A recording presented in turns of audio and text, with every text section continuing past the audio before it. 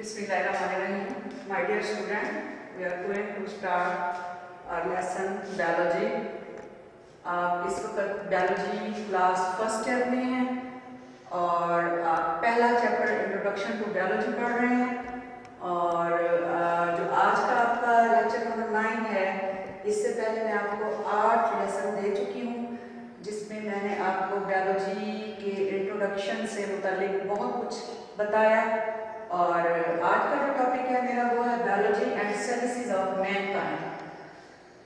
तो first of all you must know कि what is biology. Biology the branch of biology will deal with the study of life. और biology इंसानियत के लिए क्या काम कर रही है, आज का हमारा टॉपिक है। इसको हम मुख्तलिफ पॉइंट से मुख्तलिफ एंगल से डिस्कस करेंगे। आप इसमें देखेंगे कि बायोलॉजी जो है ये फूड प्रोडक्शन में और हेल्थ में क्या किरदार अदा कर रही है।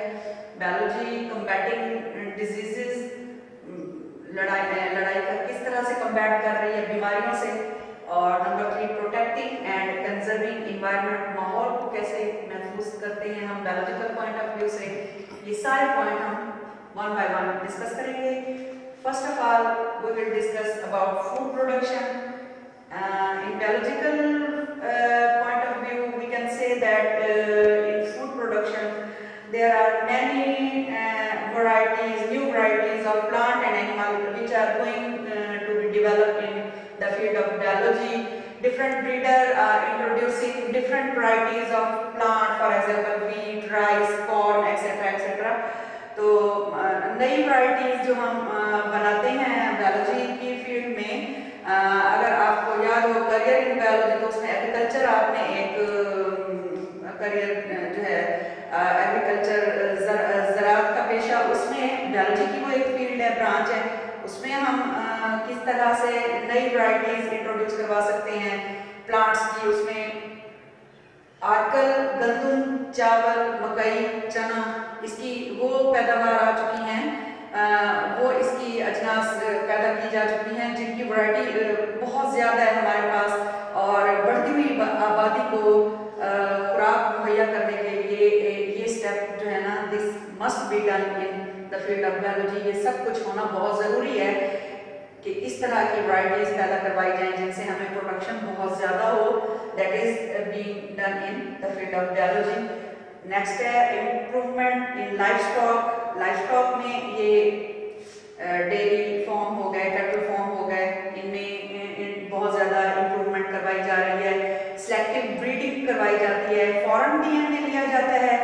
एक फॉर एग्जांपल मैं आपको बताती हूँ कि ऑस्ट्रेलिया की जो गाय है, ऑस्ट्रेलियाई नस्ल की गाय, वो अगर उसका कद बहुत बड़ा है और वो गोश्त उसका बहुत ज़्यादा है, तो उसको हमने साहिवाली नस्ल की गाय से ब्रीड करवा, उसमें डीएनए इंट्रोड्यूस करवा के हमने एक ऐसी गाय पैदा कर ली जिसको हम ट्रांसजेनिक एनिमल के पॉइंट ऑफ व्यू से बता रही हूँ कि उसमें हमने एक ऐसी गाय जो दूध बहुत देती है लेकिन उसका गोश्त कम है, एक ऐसी गाय से जिसका गोश्त ज़्यादा है उसका डीएनए लेके दूध देने वाली गाय में डाल के हमने एक ऐसा जानवर तैयार कर लिया है जो दूध भी बहुत ज़्यादा देता है और उससे गोश्त भी हम बहुत ज़्यादा हासिल करते हैं। तो इस तरह के एनिमल्स जिन्हें मैं ट्रांसजेनिक एनिमल कह रही हूँ, ये शॉर्ट क्वेश्चन है, आप इसको नोट कर लें। What are transgenic animals? Animals in which breeder introduce foreign DNA into animals for the achievement of better production of food. तो ऐसे एनिमल्स जो हैं ये ट्रांसजेनिक एनिमल्स कहलाते हैं। Next point is food preservation technique. Louis Pasteur का नाम बहुत अहम है इस फील्ड में, जिसने पेस्चराइजेशन का फिनोमेना इंट्रोड्यूस करवाया था। इस प्रोसेस में, इस मेथड में दूध को यानी मिल्क की प्रिजर्वेशन की जाती है। एक खास टेम्परेचर पे दूध को गर्म किया जाए तो उसके बाद उसमें बैक्टीरियल ग्रोथ नहीं होती। इसके अलावा फूड को प्रिजर्व करने की कई टेक्निक्स हैं, जिसमें से एक एग्जांपल मैंने पेस्चराइजेशन आपको दी है। ये तमाम टेक्निक्स जो हैं ये बायोलॉजिकल पॉइंट ऑफ व्यू से फूड प्रोडक्शन वाले टॉपिक में ही हम इसको लिखेंगे। आपके पेपर में ये क्वेश्चन जो है अलहदा से लॉन्ग क्वेश्चन 4 नंबर का आ सकता है। Right and note on food production in the field of biology. तो के एक एक पॉइंट वहाँ से फोकस करके देख सकते हैं। मैंने हर पॉइंट यहाँ बोर्ड पर लिख रखा है और मैं उसे डिस्कस करने जा रही हूँ। नेक्स्ट पॉइंट है use of biotechnology. You know about biotechnology, branch of biology which deal with the welfare of human या मैनकाइंड। तो उसमें बायोटेक्नोलॉजी में हम डिफरेंट ऐसे जीन्स ले लेते हैं जो कि रेजिस्टेंट टू डिजीज होते हैं। वो जीन्स जो कि बीमारियों के खिलाफ ताकत रखते हैं लड़ने की, उन जीन्स को हम इंट्रोड्यूस करवा देते हैं एनिमल्स और प्लांट्स में, और उसके नतीजे में जो नस्लें या फसलें तैयार होती हैं उनको बीमार होने के चांस कम हो जाते हैं। तो इसमें ट्रांसजेनिक प्लांट्स इसी तरीके से हासिल किए जाते हैं जिनमें फॉरेन डीएनए इंट्रोड्यूस करवाया जाता है। फॉर एग्जांपल आपके खेत में गंदम या चावल आपने उगा रखा है और उसको कुछ इंसेक्ट्स आकर खा जाते हैं या कुछ और जड़ी बूटियां उनको खराब करती हैं, तो हम उन प्लांट्स में ऐसे जीन इंट्रोड्यूस करवा देते हैं कि कोई भी जड़ी बूटी हमारे मुतलका प्लांट को डैमेज नहीं कर सकती। इस तरह के प्लांट ट्रांसजेनिक प्लांट कहलाते हैं। And these plant can be propagated by cloning. हम क्लोनिंग का फिनोमेना यूज करते हुए ट्रांसजेनिक प्लांट को फिर प्रोपेगेट करते हैं, पैदा करवा देते हैं। बहुत वैरायटी ऑफ प्लांट जो है उनको हम इस तरीके से तैयार कर रहे हैं। और क्लोनिंग क्या है, यू नो अबाउट क्लोनिंग। के क्लोनिंग जो है वो एक ऐसा बायोलॉजिकल फिनोमेना है जिसमें हम एक सिंगल सोमैटिक सेल से एक कंप्लीट इंडिविजुअल तैयार करवा लेते हैं। पहला क्लोन एनिमल जो है वो डॉली शीप थी जो कि स्कॉटलैंड में पैदा हुई थी, लेबोरेटरी में तैयार करवाई गई थी। अब तो क्लोनिंग में बहुत काम हो रहा है। इसके बाद हम देखेंगे tissue culture technique, development of new varieties हो गया, इम्प्रूवमेंट इन लाइफ स्टॉक हो गया, फूड प्रिजर्वेशन हो गया, यूज ऑफ बायोटेक्नोलॉजी हो गया। मैं इस वक्त आपको पढ़ा रही हूँ टिश्यू कल्चर टेक्निक। और टिश्यू कल्चर टेक्निक जो है which is used for maintaining fragments of animal और प्लांट। तो इसमें भी हम प्लांट्स और एनिमल्स की बेहतरी के लिए काम कर सकते हैं। अलग से शॉर्ट क्वेश्चन भी आ सकते हैं ये पॉइंट। हाइड्रोपोनिक कल्चर टेक्निक बहुत इंपॉर्टेंट है, वेरी इंपॉर्टेंट। पेपर के पॉइंट ऑफ व्यू से शॉर्ट क्वेश्चन है, अक्सर पेपर में आता है।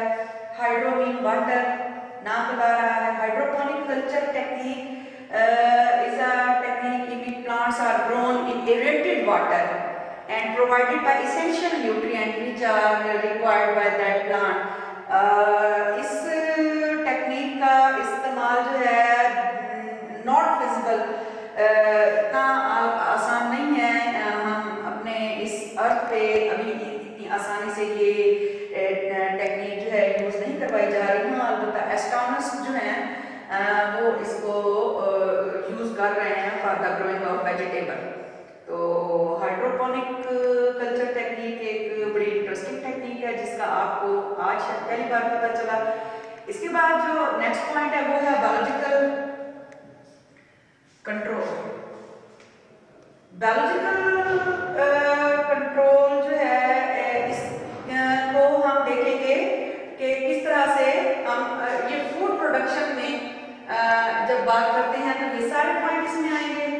और जब हम हेल्थ की बात करते हैं यानी सेहत की बात करते हैं तो उसके पॉइंट ऑफ व्यू से हम बायोलॉजिकल कंट्रोल करवा के इन्वायरमेंट को दुरुस्त कर सकते हैं।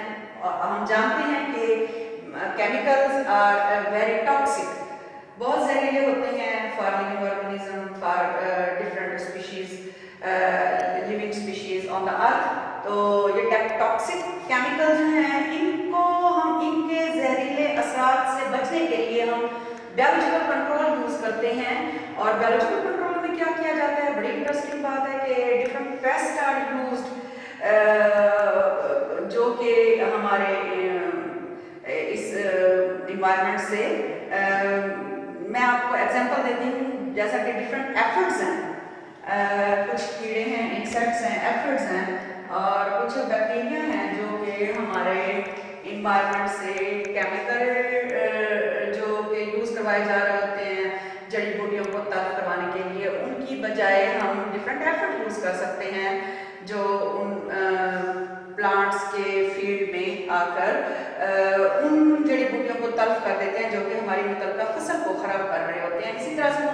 बैक्टीरिया का इस्तेमाल भी इस फील्ड में करवाया जाता है।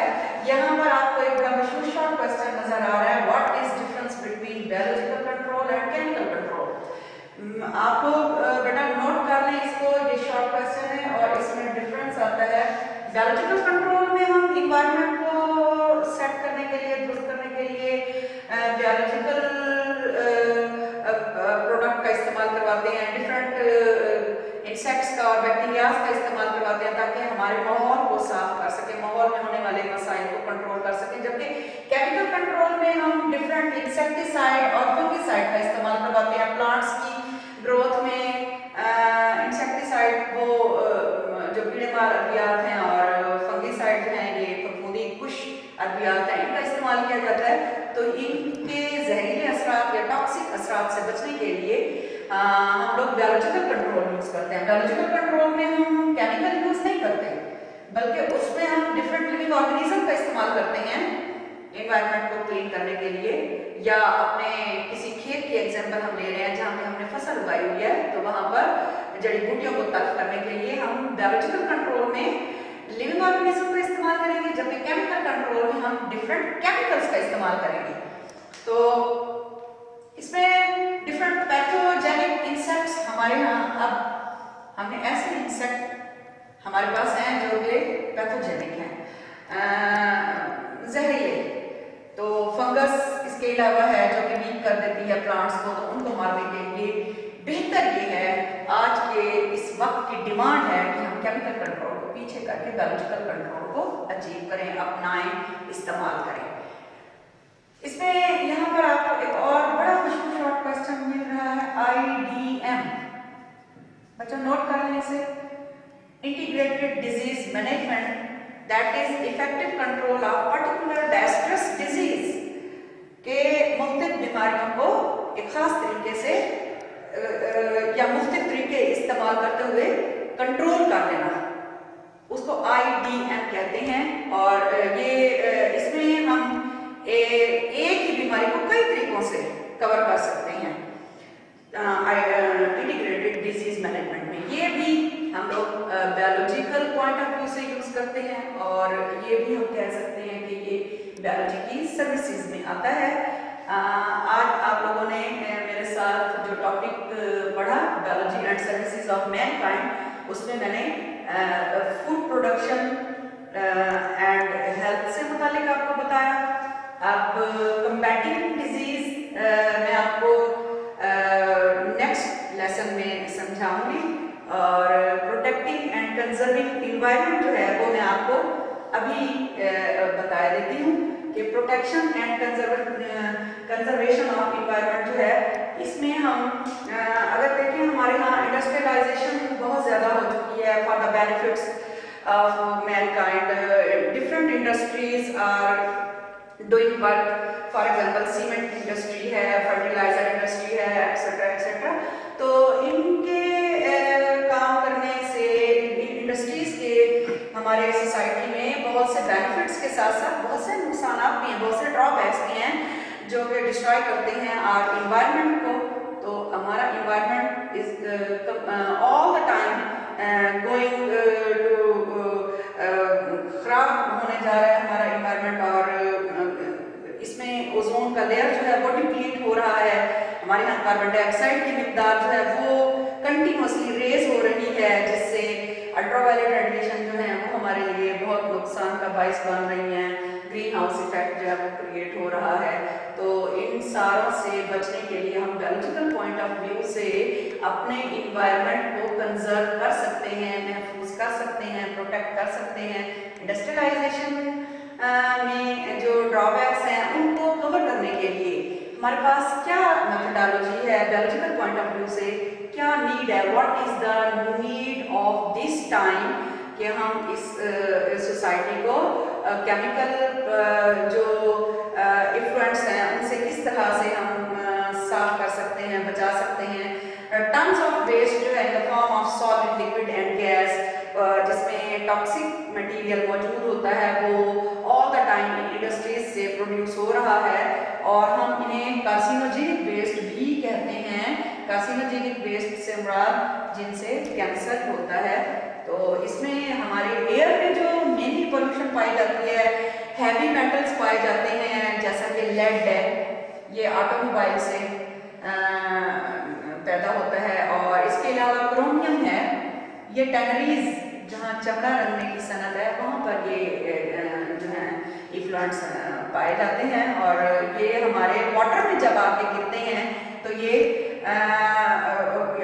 एयर में आके गिरते हैं तो ये एयर पोल्यूशन का बाइस बनते हैं। तो अब इसकी नीड क्या है? इसके लिए नीड ये है कि हम लेड फ्री पेट्रोल का इस्तेमाल करें ताकि हवा में इस तरह के कार्सिनोजेनिक वेस्ट ना आए और नस्ल इंसानियत या मैनकाइंड के फायदे की बात बन जाए। इसमें एक और से क्वेश्चन जो मैं आपको बताना चाहूंगी, बायो रेमेडिएशन, ये शॉर्ट क्वेश्चन भी है, इसको नोट कर लें। What is bio remediation? Bio mean life, remedy treatment के मीनिंग में आता है, that is removal of toxic material with the help of living organism is called bio remediation. तो बायो रेमेडिएशन यानी कि हम बायो की मदद से इलाज कर सकते हैं, अपना इन्वायरमेंट को हम प्रोटेक्ट कर सकते हैं, कंजर्व कर सकते हैं। ये अलहदा से एक लॉन्ग क्वेश्चन भी आ सकता है और बहुत मशहूर लॉन्ग क्वेश्चन है, right and order protection and conservation of environment. आज मैंने जितना टॉपिक आपको पढ़ाया है ये सारा इकट्ठे पेपर में नहीं आता, इसमें से अलग अलग पॉइंट शॉर्ट के पॉइंट ऑफ व्यू से आ सकते हैं और 3 मेन पॉइंट हैं, इनमें से हर एक पॉइंट अलग से एक लॉन्ग क्वेश्चन के तौर पे आ सकता है। बाकी हम बाद में पढ़ेंगे। अल्लाह हाफ़िज़।